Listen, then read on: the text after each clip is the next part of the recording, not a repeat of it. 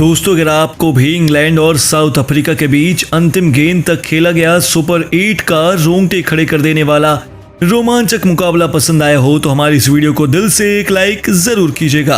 आज की वीडियो का लाइक टारगेट केवल 100 लाइक्स का है, तो दोस्तों लाइक करना बिल्कुल न भूलें। तो चलिए बिना समय गवाए शुरू करते हैं वीडियो को। तो दोस्तों आपको बता दें, सुपर 8 के एक और सबसे रोमांचक T20 वर्ल्ड कप के 45वें मैच के लिए साउथ अफ्रीका के सामने खड़ी हुई थी डिफेंडिंग चैंपियन इंग्लैंड की क्रिकेट टीम। सेंट लूसिया के Darren Sammy national cricket stadium में जब टॉस के लिए सिक्का उछाला गया तो टॉस के बॉस बने इंग्लैंड के कप्तान जॉस बटलर और उन्होंने टॉस जीतकर इस मैदान पर पहले गेंदबाजी करने का निर्णय लिया और अफ्रीका को बैटिंग करने का खुला न्योता दे दिया। लेकिन ये फैसला अपने ही पैरों पर कुल्हाड़ी मारने के समान साबित होगा, ये तो उन्होंने सपने में भी नहीं सोचा था।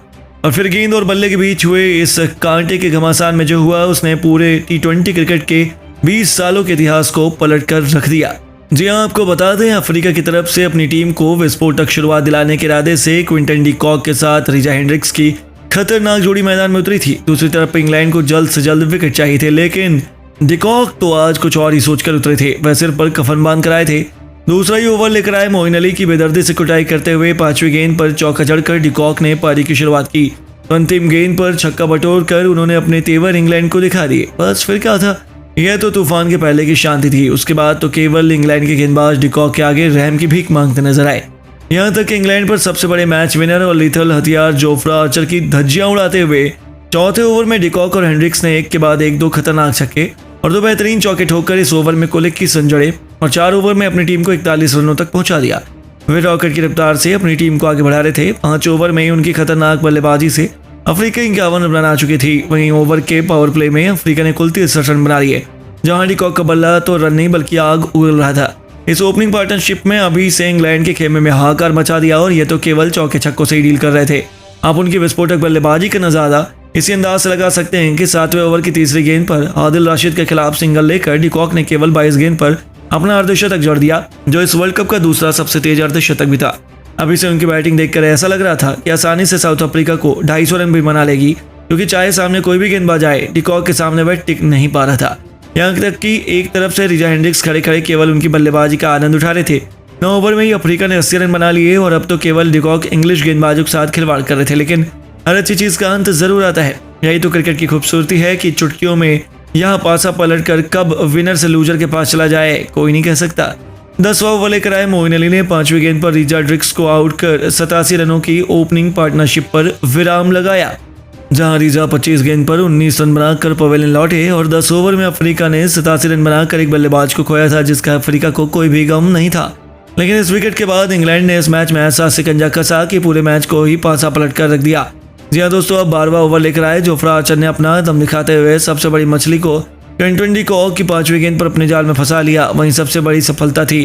डी कॉक ने एक बार फिर बड़ा शॉट खेलना चाहा, लेकिन गेंद उनके बल्ले का बाहरी किनारा लेकर सीधा विकेट कीपर बटलर के हाथों में चली गई और इसके साथ अफ्रीका को दूसरा झटका लगा।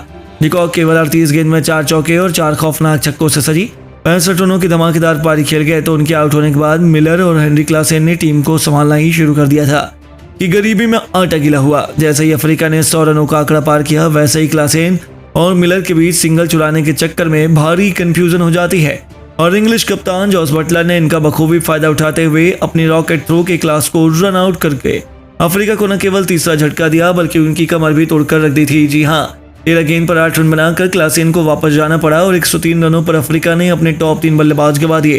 लेकिन दोस्तों, इन तीनों झटकों से अफ्रीका उबर भी पाती और ये बल्लेबाज पवेलियन लौटे थे कि अगले ही ओवर में आदिल रशीद ने ईडन मार्करम को क्लीन बोल्ड करके अफ्रीका के खेमे में हाहाकार मचा दिया। जहां मार्करम केवल 1 रन बनाकर अपने घुटने टेक गए तो 15 ओवर में मुश्किल से अफ्रीका 115 रनों के स्कोर पर थी और उनके 4 बल्लेबाज ढेर हो चुके थे और अब तो 250 रनों का स्कोर दूर 180 रन भी अफ्रीका के लिए बनाना मुश्किल लग रहा था। मैदान में मौजूद मिलर के साथ ट्रिस्टन स्टब्स इन दोनों में अपना विकराल रूप दिखाना शुरू किया। 16वां ओवर लेकर आए मार्क वुड का स्वागत ही मिलर के एक के बाद एक 2 खतरनाक चौकों से किया।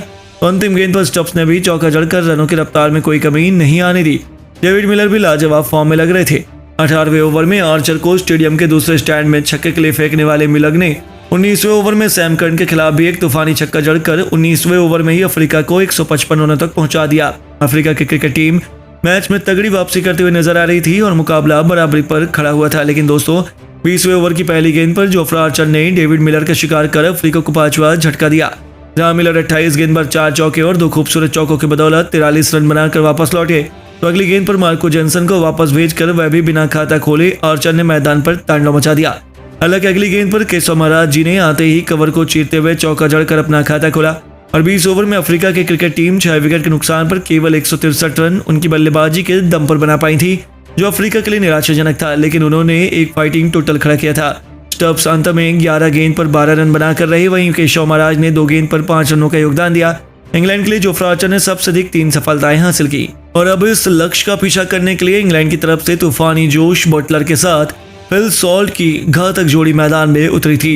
तीसरी गेंद पर फिल सॉल्ट ने अपने फुल शॉट से मिड विकेट के ऊपर से 83 मीटर का खौफनाक छक्का जड़कर बता दिया कि वह जल्द से जल्द इंग्लैंड को जीत दिलाने के लिए मैदान में उतरे हैं। दूसरे ओवर में केगिसो रबाडा को भी आड़े हाथों लेते हुए फिल सॉल्ट ने बिल्कुल विकेट के सामने तीर की तरह सीधा चौका लगाया और ऐसा लग रहा था कि यह खिलाड़ी अकेले ही अफ्रीका के जबड़े से जीत को छीन लेगा। लेकिन ऐसे ही थोड़ी ना अफ्रीका इतनी खतरनाक टीम है।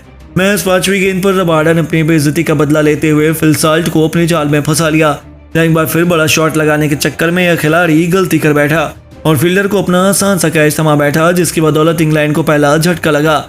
जहां सॉल्ट 8 गेंद पर केवल 11 रन बनाकर पवेलियन लौट गए तो उनके आउट होने के बाद मैदान में आए थे जॉनी बेस्ट्रो, जिन्होंने तीसरे ओवर में मिली फुल टॉस का बखूबी फायदा उठाते हुए एक और लाजवाब चौका जड़ा। गेंद और बल्ले के बीच हमें कांटे का घमासान देखने को मिल रहा था। इसी दरमियान जॉनी बेस्ट्रो को एक और जीवनदान मिला और रबाडा को उनका दूसरा विकेट मिलते मिलते रह गया। 4 ओवर में इंग्लैंड 28 रन बना पाई थी और ये दोनों बल्लेबाज रुकने का नाम नहीं ले रहे थे। 5 ओवर में इंग्लैंड 36 रन बना चुकी थी। अब अंतिम 15 ओवर में उन्हें जीत के लिए केवल 128 रन चाहिए थे। सबने सोचा इंग्लैंड की जीत जाएगी, लेकिन सलाम है साउथ अफ्रीका को, जिनके गेंदबाजों ने ऐसा जलजला लाया। इंग्लैंड के कई बड़े बड़े बल्लेबाजों का शिकार कर इस मैच को बराबरी पर ला खड़ा किया।